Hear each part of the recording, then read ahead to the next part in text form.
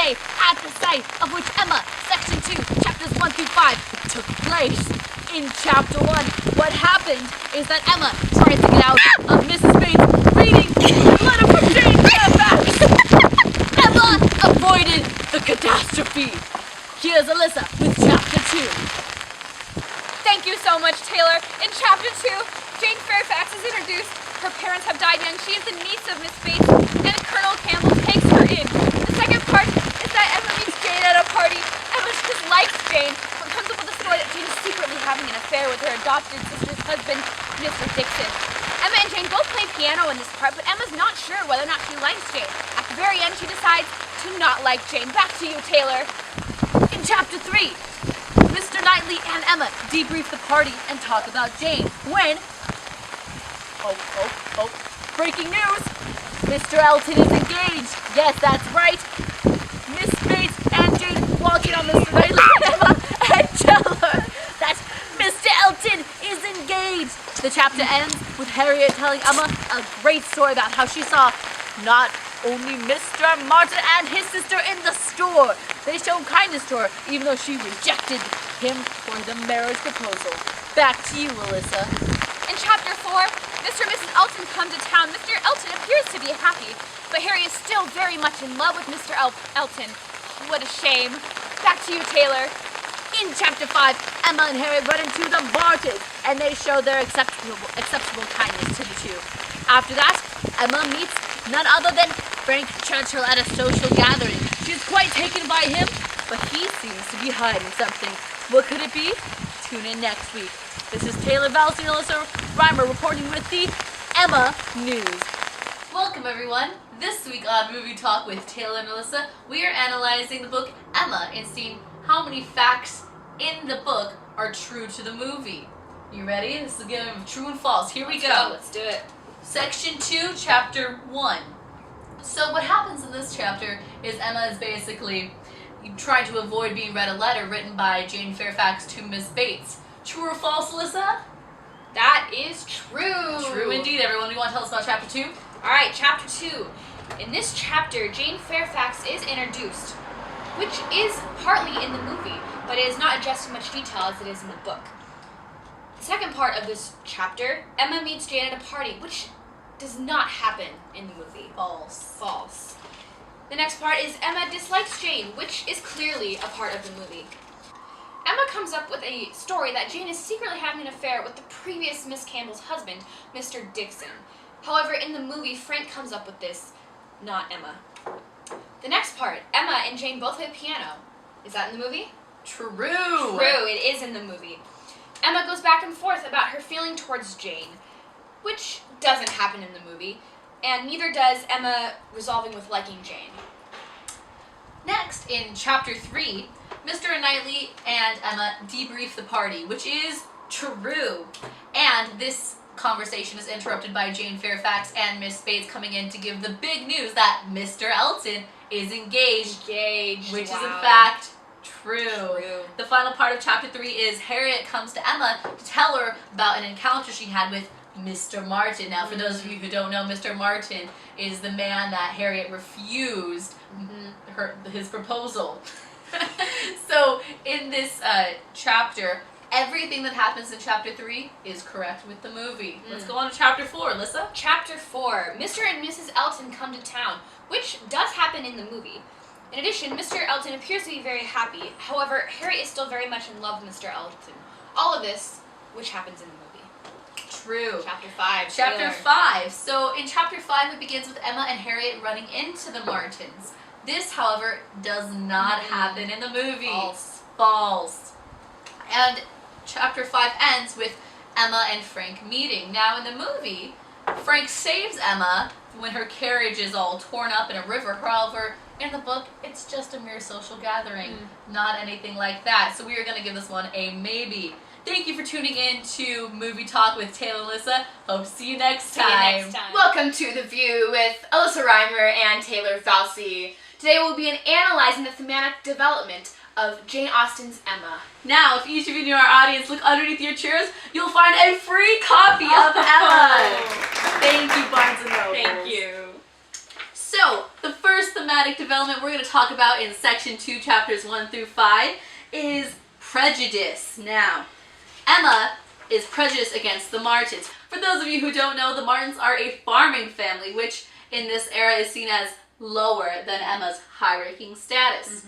Now, we can see that Emma is prejudiced against them in this section because there are 2 accounts with the Martins. The first one, Harriet comes to Emma telling her that she ran into Mr. Martin and his sister in the store. Now, what happens is they are actually very kind to Harriet. And for those of you who don't know, this might be surprising because Harriet refused Mr. Martin's proposal. However, when Harriet is telling Emma this, despite how kindly she makes the Martins to appear, Emma dismisses them, seeing them as lower than she is. This shows the innate prejudice that is inside Emma and how she just believes that she's better than everyone else, and she's a high believer in social status. Do you want to go to our next thematic development, Alyssa? Yes, our next thematic development, it would be folly and foolishness for the character of Emma. First of all, we see this when she is so consumed with Harriet's love life, she doesn't even think of her own. She doesn't take time to stop and realize that the love of her life is right in front of her, as will be revealed in the end of the book. No spoilers. Second of all, she is very jealous of Jane Fairfax for no reason. She considers herself also to be wiser than she actually is, which just reveals the innate foolishness that is inside of her. And these are the thematic developments in Emma, section 2, chapters 1 through 5. Tune in next week with The View and Taylor Valsey and Alyssa Reimer. Thank you, everyone. Thank you. Have a great day. Thank you, Francis.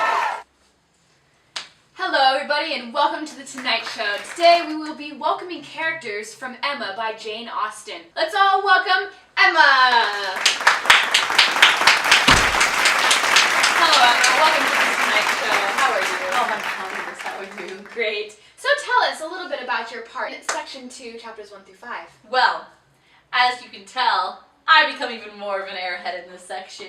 You find out, just get a little snippet of my mind, how jealous I am of Jane Fairfax and how I totally think she's having an affair with Mr. Dixon. Also, you find out just how prejudiced I am against the Martins yet again, and how I'm telling Harriet, like, don't even go there, you're so much better than him. I mean, your class, his class, even though we don't know who your parents are, and he's an honest farmer, like, whatever, he's still a farmer.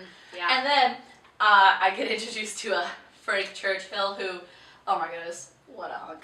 He's just super cool, and I think he's awesome. So, you just get a little insight of my mind and how I'm just only really care about me mostly, you know, and I mean, that's why the book is named after me. I'm just that important. Yeah. Well, thank you so much for your time on The Tonight Show. Thanks, See you later, Emma. Our next guest on The Tonight Show is Frank Churchill. Let's all give him a big hand. Welcome to The Tonight Show. How are you doing? Great. Pleasure to have you. So, tell us a little bit about your role in section 2, chapters 1 through 5. Well, in this section I'm introduced finally, thank you, and I get to meet everyone at a social gathering, and I may say so myself, I'm a pretty suave, cool person, and everyone is really impressed with me, especially Emma. I think she has the hots for me, and basically I'm just a huge hit all around. Thank you so much for coming on tonight's show. Pleasure. Thank you so much. Pleasure to have Thank you, everyone. Our next guest will be Jane Fairfax. Let's all give her a big hand. Welcome, Jane Fairfax. How are you tonight? Please tell us a little bit about your character in section 2, chapters 1 through 5. Well, in this section, it's the first time I am actually in the book, and you find out a little bit about my past. Basically, I was orphaned as a kid. I'm the niece of Miss Bates, the one who was reading my letter at the beginning of the section. Oh, yes. And then I was taken in by Colonel Campbell, who was a good friend of my father's.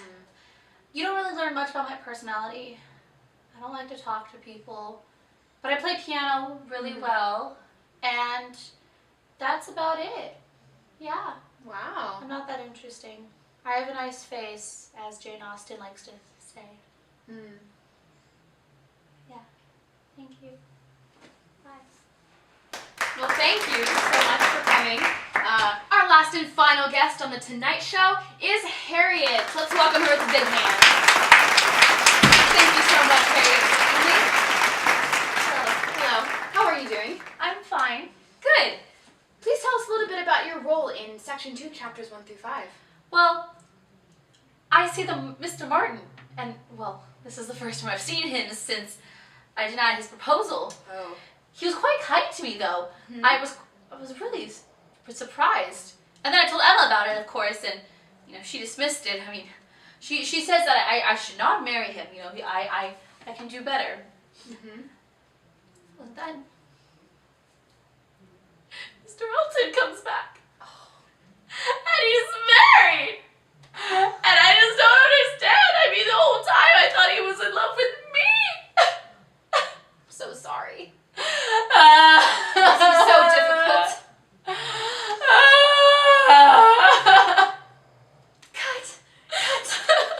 Okay, class. What are some literary devices in the novel Emma by Jane Austen? I found an oxymoron.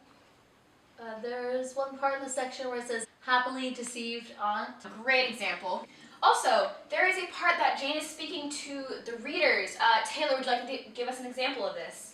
Here's a quote at the beginning of chapter 4. Human nature is so well disposed towards those who are in interesting situations that a young person who either marries or dies is sure of being kindly spoken of. That is a great example. Thank you, Taylor. Anything else that we can see in this book? Yeah, I found some examples of syntax.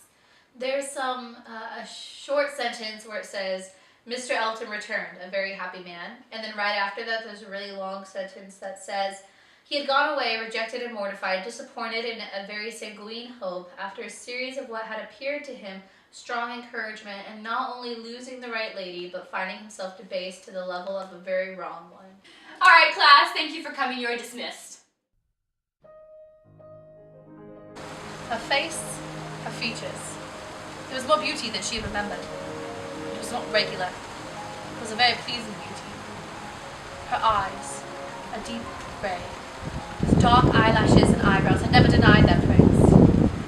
Her skin, which she had used to cover it as wanting colour, had a clearness and delicacy which really needed no fuller